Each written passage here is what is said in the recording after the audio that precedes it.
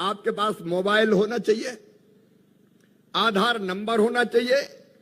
उस आधार नंबर को लॉगिन कीजिए और अपना फोटो खींच लीजिए, अपडेट कर दीजिए। वो पूरा का पूरा जो ऐप है उसमें जानकारी का जो कॉलम है वो खुल जाएगा और उसको आप भर दीजिए। 15,000 रुपए तक भी हर महीना कमाए तो भी मकान उनको दिए जाएंगे, सर्वे में उनका नाम जोड़ा जाएगा। एक बात और थी पुराने सर्वे में कि अगर किसी के पास मोटरसाइकिल 2 व्हीलर अगर है तो उसको मकान नहीं दिया जाएगा।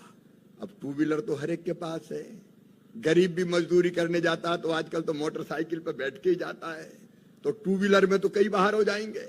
इसलिए हमने फैसला किया है कि 2 व्हीलर जिसके पास होंगे उसको भी मकान दिया जाएगा।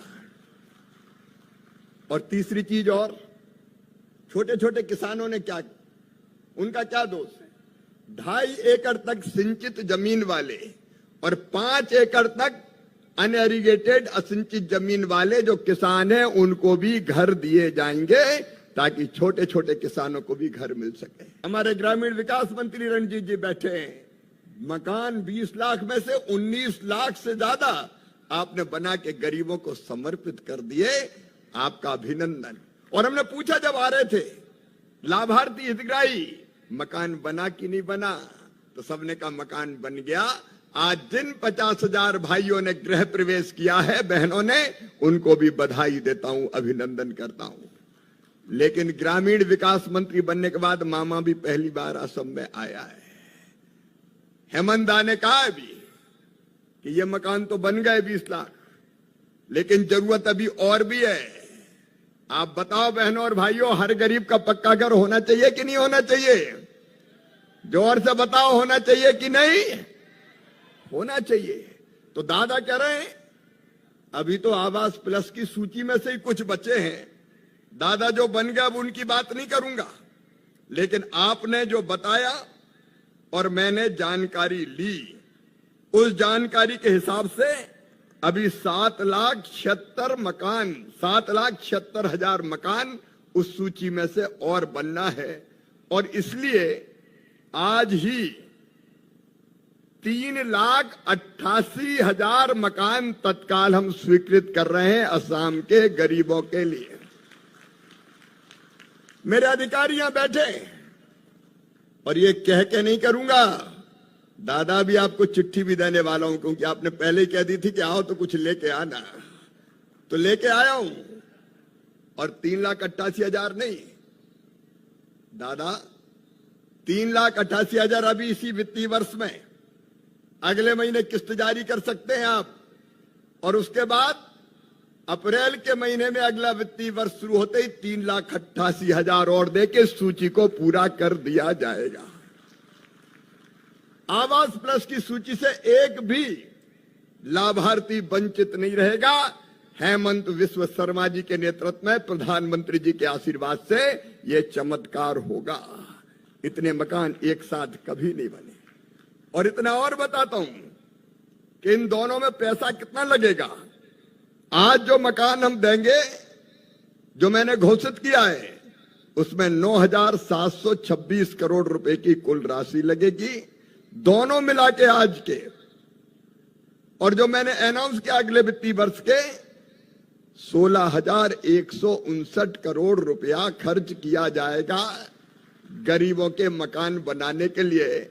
और दादा इसमें से 90% केंद्र सरकार का, 10% आपका, थोड़ा हमारा थोड़ा तुम्हारा, गरीबों का घर बन जाएगा, उनकी जिंदगी सफल और सार्थक हो जाएगी। लेकिन दादा यहीं तक नहीं रुके, उन्हें कहा भी तो कई रह गए, सर्वे में नाम छूट गए। तो मेरे बहनों और भाइयों, आप भी ध्यान से सुनना और बाकी को सुना भी देना कि जो मकान बचे हैं प्रधानमंत्री जी ने तय कर लिया है। सरकार बनते ही तीसरी बार उन्होंने ये तय किया था कि गरीबों के लिए 3 करोड़ घर और बनाए जाएंगे, 1 करोड़ शहर में और 2 करोड़ गांव में। तो जो छूट गए, बताओ भी छूट गए कि नहीं? कई लोग छूटे हैं कि नहीं? कई लोग छूटे हैं। तो अब जो छूटे हैं वो भी नहीं छूटेंगे। अब नया सर्वे शुरू किया जा रहा है, फिर से जो छूट गए हैं उनका नाम जोड़ने के लिए नया सर्वे। और नए सर्वे में भी 3 संशोधन किए हैं। दादा 3 संशोधन किए हमने, रणजीत जी भी सुन रहे हैं।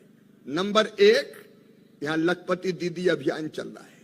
पहले पीएम आवास योजना में यह तय कर दिया था कि 10,000 रुपया हर महीने से ज्यादा जिसकी आमदनी होगी उसको मकान की पात्रता नहीं रहेगी। अब 10,000 रुपया तो हमारी लखपति दीदियां ऐसे ही कमा लेती है। अगर इसी सीमा को मान लिया तो ये तो मकान की दौड़ से बाहर हो जाएंगी। और इसलिए तय किया कि 10,000 नहीं, 15,000 रुपए तक भी हर महीना कमाए तो भी मकान उनको दिए जाएंगे। सर्वे में उनका नाम जोड़ा जाएगा। एक बात और थी पुराने सर्वे में कि अगर किसी के पास मोटरसाइकिल 2 व्हीलर अगर है तो उसको मकान नहीं दिया जाएगा। अब 2 व्हीलर तो हर एक के पास है।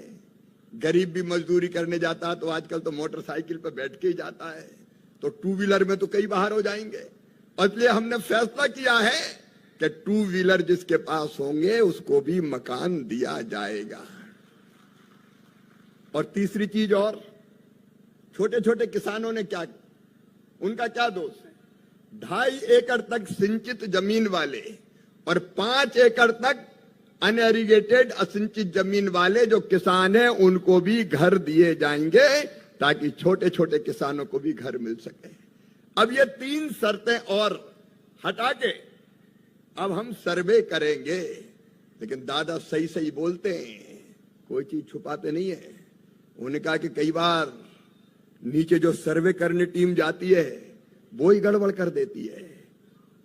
अब ये गड़बड़ बिल्कुल निर्मूल होनी चाहिए और उसके लिए 2 काम हम कर रहे हैं। एक तो सर्वे करता है अमला, मतलब रेवेन्यू का हो, पंचायत ग्रामीण विकास का हो, लेकिन अब हितग्राही जिसके पास घर नहीं है, कच्चा घर है, वो खुद भी सर्वे कर सकता है। मेरी बात सुनी कि नहीं आपने? खुद भी सर्वे कर सकता है। नहीं कई के नाम छोड़ देते हैं। कई तरह के परिवर्तन हमने किए थे। जैसे टीन की पहले छत होती थी तो कहते थे इसको मकान नहीं मिलेगा तो पक्का है, वो भी अब कच्चे की श्रेणी में है, उसमें भी कई मकान मिले। लेकिन मैं सर्वे की बात कर रहा था। आपके पास मोबाइल होना चाहिए, आधार नंबर होना चाहिए।